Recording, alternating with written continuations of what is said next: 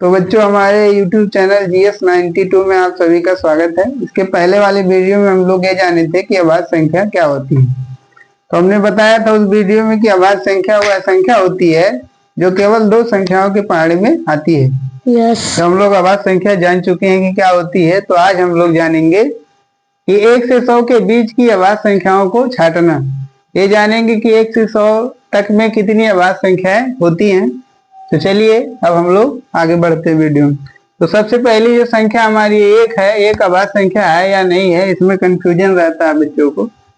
तो एक जो है अभाज्य संख्या नहीं है, क्योंकि एक जो है ये सिर्फ और सिर्फ एक गिनती के पाड़े में आती है, और अभाज्य संख्या होने के लिए कोई भी संख्या को सिर्फ और सिर्फ दो संख्याओं के पाड़े में आना चाहिए। इस तरह से एक जो है हमारी अभाज्य संख्या नहीं है।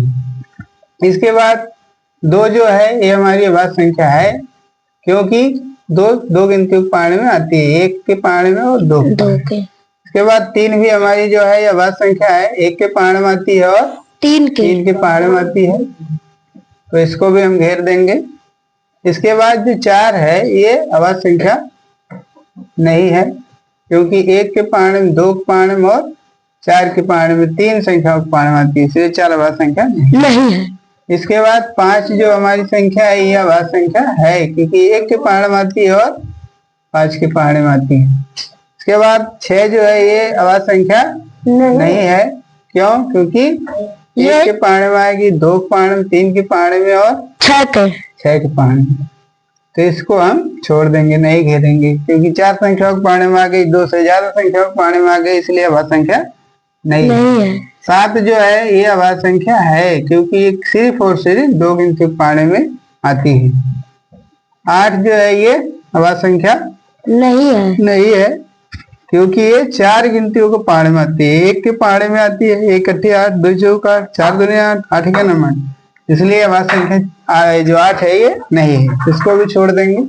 कुछ बच्चे 9 में भी कंफ्यूज होते हैं और इसको भी घेर देते हैं, अभाज्य संख्या समझ बैठते हैं, लेकिन ये भी अभाज्य संख्या नहीं है, क्योंकि ये तीन संख्याओं के पाड़े में आ जाती है। तो इसको हम गलती से भी घेर दिए थे, तो घेरना नहीं है, क्योंकि ये दो से ज्यादा गिनतियों के पाड़े में आ गई, इसलिए अभाज्य संख्या नहीं है।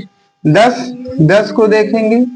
10 जो है ये अभाज्य संख्या नहीं है, क्योंकि 10 दो से ज्यादा गिनतियों के पाड़े में आती है, चार गिनतियों के पाड़े में आ गई, इसलिए ये 10 अभाज्य संख्या नहीं है।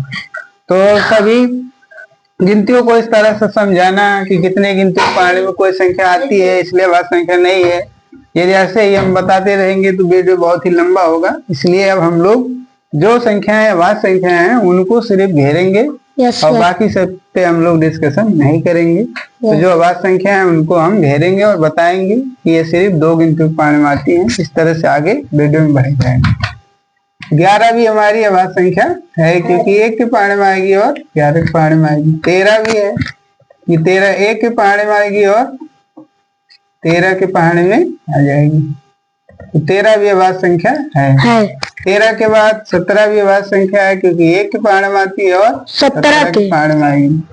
17 के बाद 19 है, क्योंकि एक के पाड़े में आएगी और 19 के पाड़े में आएगी। इसके बाद 23 भी अभाज्य संख्या है, एक के पाड़े में आएगी और 23 के पाड़े में आएगी।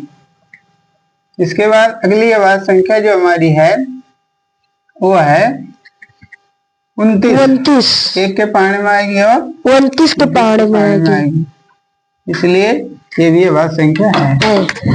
इसके बाद अगली जो अभाज्य संख्या है वो 31 है, क्योंकि एक के पाड़े में आएगी और 31 के पाड़े में आएगी, इसलिए 31 भी अभाज्य संख्या है। 31 के बाद जो अगली अभाज्य संख्या है वो 37 है, एक के पाड़े में आएगी और 37 के पाड़े में आएगी। 37 के बाद कुछ बच्चे 39 को अभाज्य संख्या समझ लेते हैं, लेकिन 39 जो अभाज्य संख्या नहीं है, क्योंकि एक के पाड़े में, तीन के पाड़े में, 13 के पाड़े में और 39, इन चार गिनतियों के पाड़े में 39 आती है, इसलिए अभाज्य संख्या नहीं है, तो नहीं घेरेंगे। इसके बाद जो अगली अभाज्य संख्या है वो है 41। 41 एक के पाड़े से कटती है, एक के पाड़े में आती है और 41 की पाड़े में आती है। इसके बाद 43 एक के पाड़े में और 43 के पाड़े में, इसलिए 43 भी अभाज्य संख्या है। इसके बाद अगली अभाज्य संख्या जो है 47 है, एक के पाड़े में आती है और 47 की पाने में आती है, इसलिए 47 भी अभाज्य संख्या है। इसके बाद कुछ बच्चे गलती कर बैठते हैं, 49 को भी अभाज्य संख्या समझ बैठते हैं, लेकिन ये जो 49 है ये अभाज्य संख्या नहीं है, क्योंकि ये 3 गिनतियों को पार आती है, 1 के, 7 के और 49 के, इसलिए अभाज्य संख्या नहीं है। क्योंकि अभाज्य संख्या होने के लिए मैं बार बार बता रहा हूँ कि सिर्फ और सिर्फ 2 गिनती पाने में आना चाहिए। जो गिनती 2 गिनती पाने में आएगी वही होगी अभाज्य संख्या। 2 से ज्यादा में आएगी तो अभाज्य संख्या नहीं होगी, 2 से कम में आएगी तो भी अभाज्य संख्या नहीं होगी। केवल 2 संख्याओं में ही जब आएगी 2 संख्या और पाने में तभी अभाज्य संख्या होगी। तो हम लोग आगे बढ़ते हैं। इसके बाद 51 भी अभाज्य संख्या नहीं है, क्योंकि ये 4 गिनती पाना है, 1 के, 3 के, 17 के, 51, तो वो भी नहीं, उसे छोड़ देंगे। 53 भी है, 1 के पाने में आएगी और 53 के पाने में, इसको भी घेर देंगे। 53 के बाद जो अगली अभाज्य संख्या है हमारी वो है 59, क्योंकि 1 के पाने में आती है और 59 के पाने में आती है, 59 को घेर देंगे। इसके बाद अगली अभाज्य संख्या जो हमारी है वो 61 है, 1 के पाने में आती है और 61 के पाने में आती है। 61 के बाद जो अगली अभाज्य संख्या है वो 67 है, क्योंकि 1 के पाने में आती है और 67 के पाने में आती है। इसके बाद अगली अभाज्य संख्या जो हमारी है वो 71 है। कुछ बच्चे 69 में कंफ्यूज होते हैं, तो मैं इसे बताता हूँ क्यों नहीं अभाज्य संख्या है। 1 के पाने में, 3 की पाने में और 23 की पाने में और 69 की पाने में, 4 संख्याओं के पाने में ये 69 आती है, इसलिए अभाज्य संख्या नहीं है, तो इसे नहीं घेरेंगे। इसके बाद 71 है, क्योंकि 1 के पाने में और 71 की पाने में सिर्फ 2 गिनती के पाने में आती है, इसलिए अभाज्य संख्या है। इसके बाद 73 भी है, क्योंकि 1 के पाने में आती है और 73 के पाने में आती है।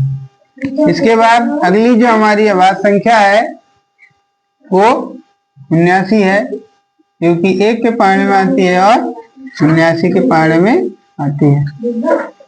इसके बाद अगली जो अभाज्य संख्या है वो 83 है, क्योंकि ये 1 के पाने में आएगी और 83 के पाने में आएगी, इसलिए ये भी अभाज्य संख्या है।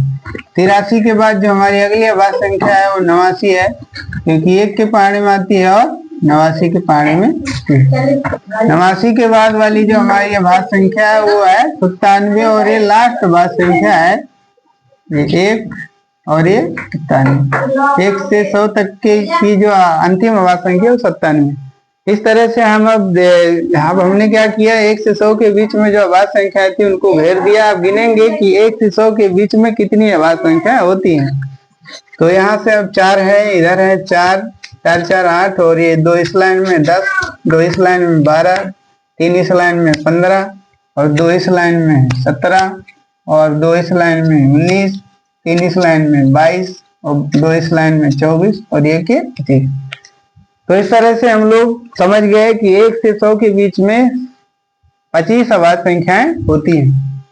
25 अभाज्य संख्या होती हैं, ये हम लोग समझ गए। और यहाँ पे हम जिन गिनतियों को घेरे हैं वो गिनतियां सिर्फ 1 के और स्वयं के पाने में ही आती हैं, इसलिए उनको घेरे हैं। केवल 2 संख्याओं के पाने में आती है जो संख्या 1 के और स्वयं के वही अभाज्य संख्या होती है। तो 1 से कोई अगर पूछता है 1 से 100 के बीच कितनी अभाज्य संख्या होती हैं, तो हम बताएंगे 100 होती हैं। इस वीडियो में हमने ये बताया, क्लियर किया 1 से 100 के बीच कौन कौन सी संख्या अभाज्य संख्याएं हैं। तो हम वीडियो को यहीं पर समाप्त करते हैं, और यदि हमारा वीडियो अच्छा लगा हो तो हमारे GS92 चैनल को सब्सक्राइब करिए और इसको लाइक करिए और अपने दोस्तों के साथ शेयर करिए। थैंक यू, धन्यवाद।